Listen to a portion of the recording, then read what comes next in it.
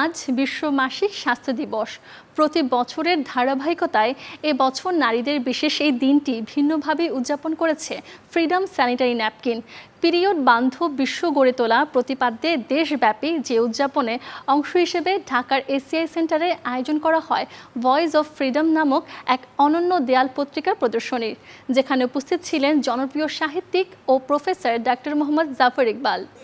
Period নিয়ে ভয়ভীতি দূর করে কোনো রকম সংকোচ ছাড়া এ বিষয়ে কথা বলার আর জানার পরিবেশ তৈরি করে দিতে ফ্রিডম টিম গিয়েছিল দেশের ৪৫টি স্কুলের ছাত্রীদের কাছে।